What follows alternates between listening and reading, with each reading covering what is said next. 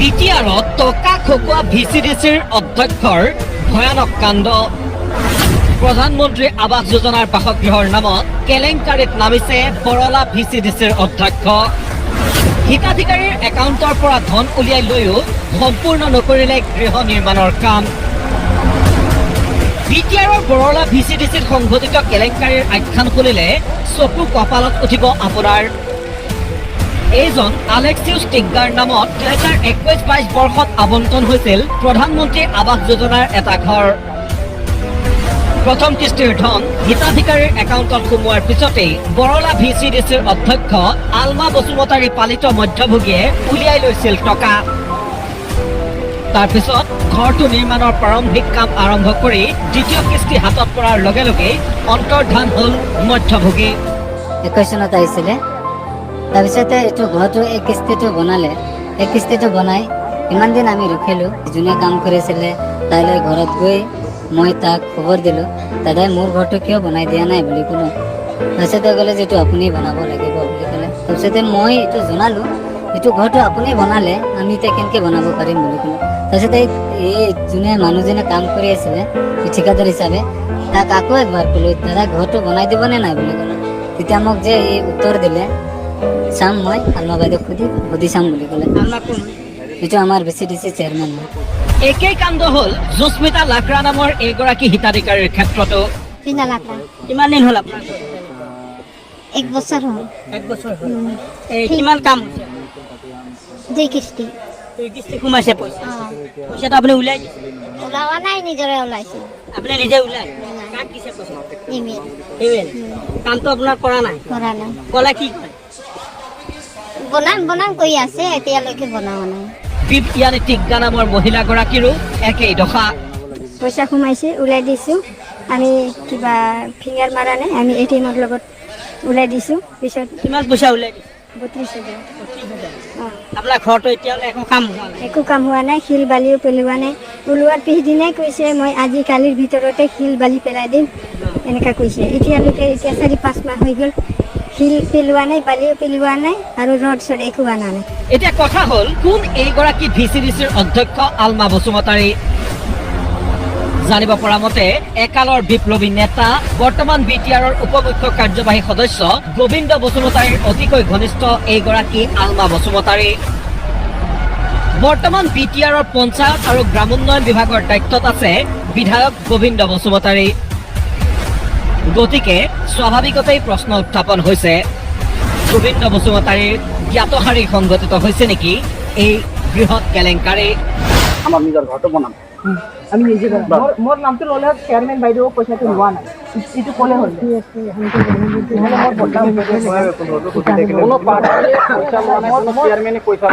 চেয়াৰম্যানে পইচা লোৱা নাই, আমাৰ মাৰ একাউণ্টতে আছে, ঘৰটো আমি নিজে বনাই লম, বাছ এইখিনি ক'লে হ'ল।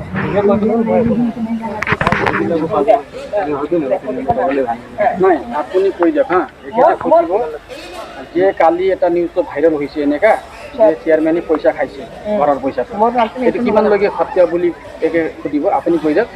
মানে কালি কি নিউজ বাজিছে মই নাজানো, কিন্তু যিটো আমাৰ ফাৰ্ষ্ট কিস্তিৰ পইচাটো মেম্বাৰ আমি ফাৰ্ষ্ট কিস্তিটা বনোৱা হ'ল, কিন্তু ছেকেণ্ড কিস্তিৰ পইচা আমাৰ একাউণ্টতে, মাৰ একাউণ্টতে আছে, কোনে পইচা লোৱা নাই। নাই মোৰ নামটো সেইটো চেয়াৰম্যান বাইদেউতে পইচা আমি দিয়া নাই, আমাৰ হাততে আছে বুলি ক'লে হ'ল। মোৰ নাম বাইদেউ আপুনি আহিব চাবলৈ ঘৰটো বনাই? নাই নাই নাই, একদম আমিও আহিম।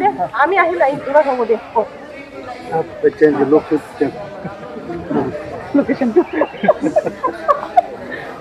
এইটো কৈ দিব, পইচা কোনেও চেয়াৰমেনে পইচা আমাৰ লগত লোৱা নাই। নহয় দাদা অলপ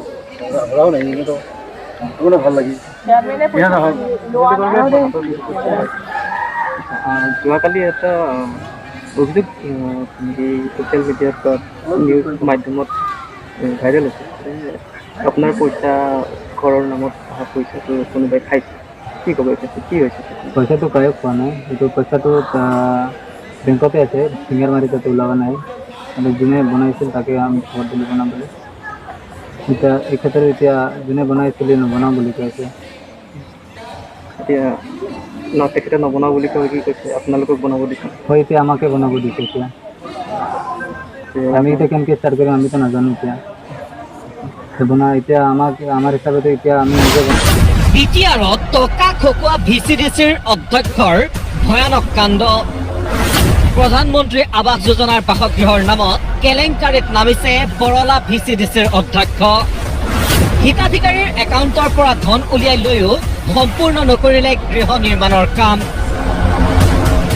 বিটিআৰৰ বৰলা ভিচিডিচিত সংঘটিত কেলেংকাৰীৰ আখ্যান শুনিলে চকু কপালত উঠিব আপোনাৰ এইজন আলেক্সিউছ টিগ্গাৰ নামত 2021-22 বৰ্ষত আবণ্টন হৈছিল প্ৰধানমন্ত্ৰী আৱাস যোজনাৰ এটা ঘৰ প্ৰথম কিস্তিৰ ধন হিতাধিকাৰীৰ একাউণ্টত সোমোৱাৰ পিছতেই বৰলা ভিচিডিচিৰ অধ্যক্ষ আলমা বসুমতাৰী পালিত মধ্যভোগীয়ে উলিয়াই লৈছিল টকা তাৰপিছত ঘৰটো নিৰ্মাণৰ প্ৰাৰম্ভিক কাম আৰম্ভ কৰি দ্বিতীয় কিস্তি হাতত পৰাৰ লগে লগেই অন্তৰ্ধান হ'ল মধ্যভোগী 21 চনত আহিছিলে তাৰপিছতে এইটো ঘৰটো এক কিস্তিটো বনালে এক কিস্তিটো বনাই ইমান দিন আমি ৰখিলোঁ যোনে কাম কৰিছিলে তাইলৈ ঘৰত গৈ মই তাক খবৰ দিলোঁ দাদাই মোৰ ঘৰটো কিয় বনাই দিয়া নাই বুলি ক'লোঁ তাৰপিছতে ক'লে যে এইটো আপুনি বনাব লাগিব বুলি ক'লে তাৰপিছতে মই এইটো জনালোঁ এইটো ঘৰটো আপুনি বনালে আমি এতিয়া কেনেকৈ বনাব পাৰিম বুলি ক'লোঁ তাৰপিছতে এই যোনে মানুহজনে কাম কৰি আছিলে ঠিকাদাৰ হিচাপে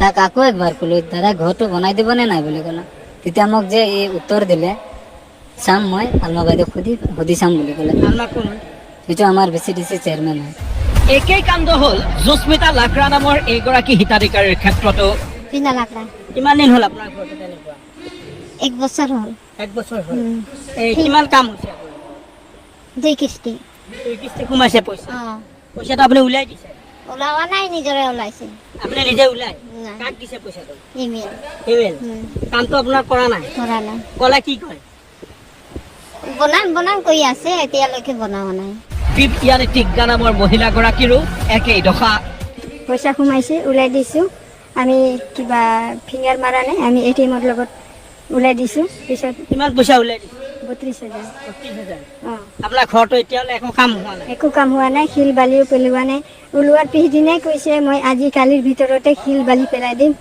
এনেকুৱা কৈছে এতিয়ালৈকে এতিয়া 4-5 মাহ হৈ গ'ল শিল পেলোৱা নাই বালিও পেলোৱা নাই আৰু ৰড চড একো অনা নাই এতিয়া কথা হ'ল কোন এইগৰাকী ভিচিডিচিৰ অধ্যক্ষ আলমা বসুমতাৰী জানিব পৰা মতে একালৰ বিপ্লৱী নেতা বৰ্তমান বিটিআৰৰ উপমুখ্য কাৰ্যবাহী সদস্য গোবিন্দ বসুমতাৰীৰ অতিকৈ ঘনিষ্ঠ এইগৰাকী আলমা বসুমতাৰী বৰ্তমান বিটিআৰৰ পঞ্চায়ত আৰু গ্ৰামোন্নয়ন বিভাগৰ দায়িত্বত আছে বিধায়ক গোবিন্দ বসুমতাৰী গতিকে স্বাভাৱিকতেই প্ৰশ্ন উত্থাপন হৈছে গোবিন্দ বসুমতাৰীৰ জ্ঞাতসাৰী সংঘটিত হৈছে নেকি এই বৃহৎ কেলেংকাৰী